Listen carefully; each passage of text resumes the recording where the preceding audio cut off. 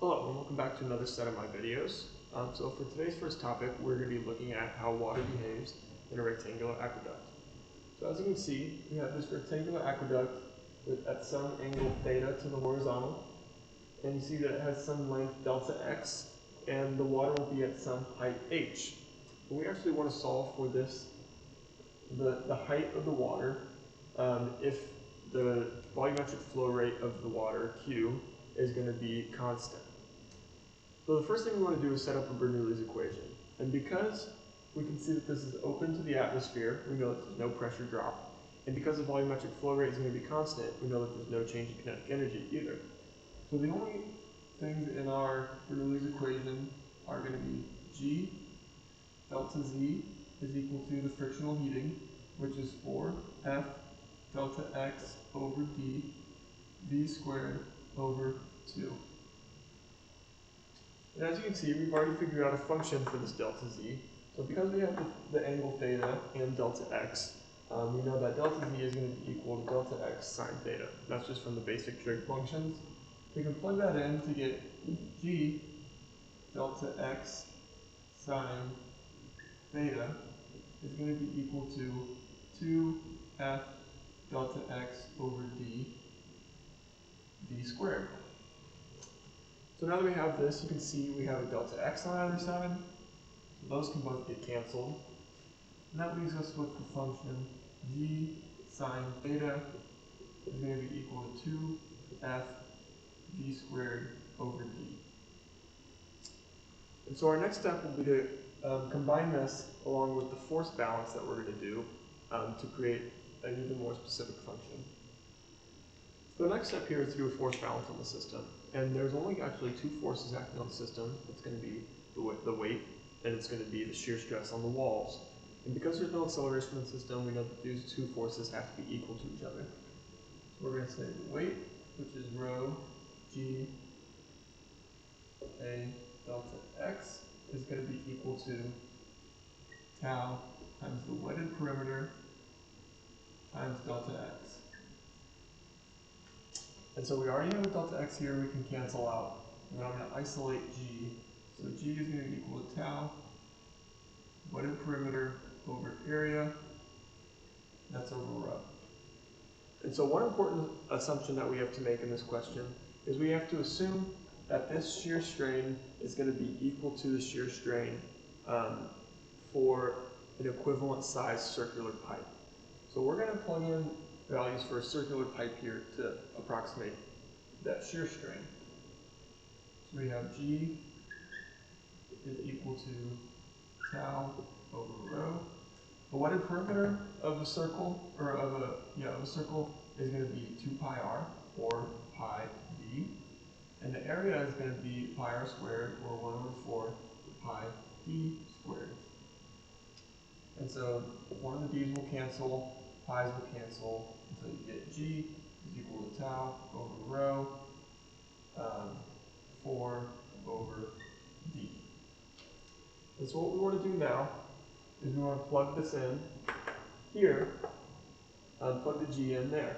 So that'll give us tau over rho 4 over d sine theta is equal to 2f d squared over d. So you can see the d's cancel, and then I'm going to separate this shear strain over here. So I'll have tau is equal to, this 2 is going to go away, and this 4 is going to become a 2. So we're going to have rho f d squared over 2 sine theta. And now what we want to do is we want to plug this tau back in up here for the rectangular aqueduct. So it's going to be g is equal to rho f d squared over 2 sine theta times rho. And the wetted perimeter of this is going to be the perimeter that's in contact with the water. So that's going to be 2 of these h values and 1 w. So it's going to be times 2h plus w.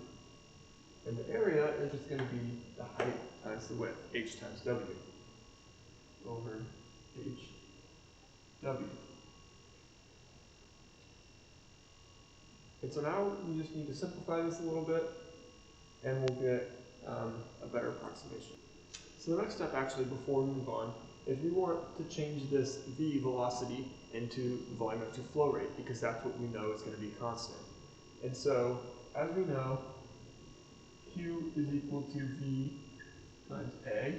So that means V is going to be equal to Q over A. So we plug that in, we get G is equal to, and we also see we have this row cancel here. So we have F times Q squared 2H plus W over 2 sine theta HWA squared. And if you remember, we just said A was H times W. So this will give us G is equal to Fanny's friction factor times volumetric flow rate.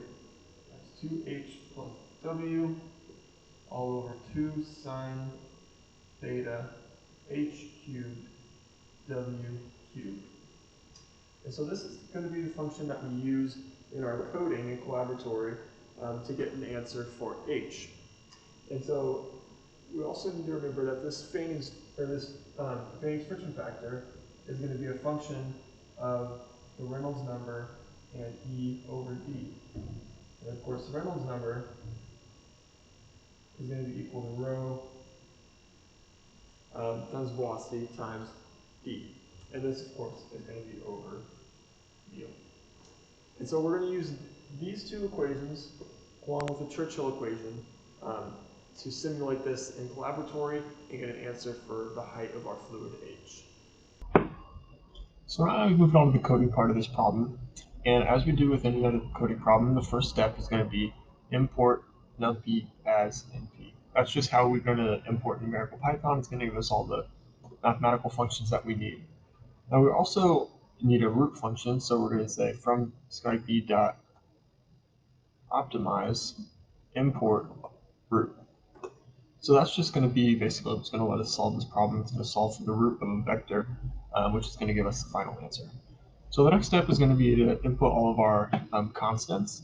And so we have several constants, the first of which is going to be mu is equal to 1 times 10 to the negative third. This is just a standard universal value. Rho is going to be equal to 1 times 10 to the third. Again, this is a universal value. G is going to be equal to 9.81. This is in meters per second squared rather. And then we're going to have all of our given values. So the given flow rate is going to be 1 meter cubed per second. The width of the channel, or of the aqueduct, is going to be 0.5 meters. And the angle of the aqueduct is going to be 15 times np dot pi divided by 180. So this is just going to give us the value that we need for theta in degrees. So now our next step is to define the Churchill equation. The Churchill equation is going to lead us to find the Fanning's friction factor. That'll lead us to solving our equation that we just derived. So let's just go ahead and look up the Churchill equation for friction factor, because it's pretty long to remember. So let's just go with this one. So as you can see, it has two functions A and B, which go into the Fanning's friction factor function. So what we first need to do is say what A and B are. So we're going to define Churchill, and we're going to be using Reynolds number and E over D as our two variables. And so we're going to define this function A, and that's going to be equal to this right here. 2, 4, 5, 7 times p dot log 7 divided by r e, and that's all going to be raised to 0.9, and then plus 270 over d. 0.27 times ED. Close those. That's all going to be the power of 16. So that's going to be our function for A. Luckily, B is a little bit easier. It's just going to be this one down here, 37,530, divided by the Reynolds number, and that's also going to be raised to the 16th power. So now we want to return what the actual Churchill equation is, which is going to be F. So right now we're just going to say return because it's already defined as Churchill here. So we're going to say return 2 times 8 divided by Reynolds number, and that's going to be raised to the 12th power plus 1 divided by A plus B. So that's where our two A and B functions are going to come in. That's raised to the 1.5 power, and the whole thing is going to be raised to the 1 over 2. So let's just make sure that works. So yeah, those should be in there, right? I think they match up pretty well with what that's going to be. So now that we've done that, we need to define the equation that we just derived. So we're just going to call it, since it doesn't really have a name, I'm going to call it define EQ for equation. And we're going to use V as our vector to store our equation. I'm going to tab that out. And our height is actually going to be the first value in this vector, V0. So that's just how to extract the height out of the vector that we just created. So then we need to use our like essential diameter for this aqueduct. It's the diameter that we're going to use in the calculations. That's going to be 4 times the height times the width. And that's going to all be divided by 2 times the width plus the height. So that's going to be our effective diameter. Now we need to define the velocity, which is going to be equal to Q, which is a constant we know, divided by H times W. So that's just saying the volume is the flow rate divided by the area. And now we need to define the Reynolds number because that's one of the key factors in the function that we define because of Fanning's friction factor. So that's going to be rho times V times D, both of which are equations we just specified, divided by mu, which again is a constant. So now we're going to bring the actual F into play. We're going to set F equal to Churchill, still using just RE. And now we're going to set this E over D to be 1e to the -6th. That's just going to make the equation run smoothly.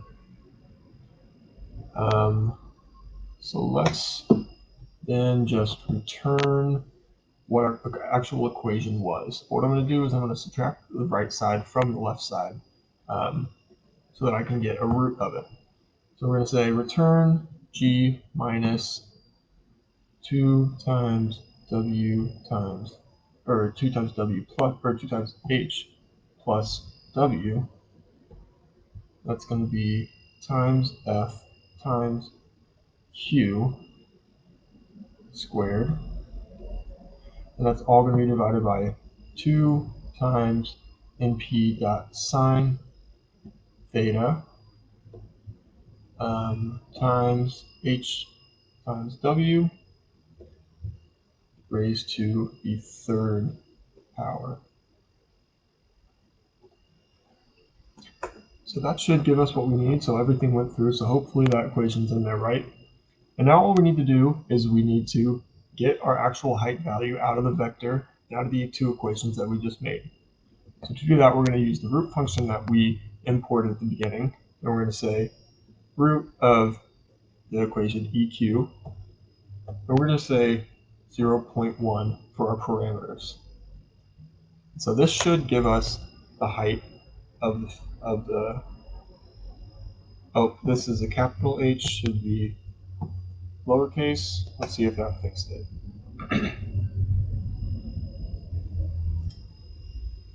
So everything's going through, but it's not giving me the right value. So I'm going to take a second to figure out what I did wrong. then I'll put her back.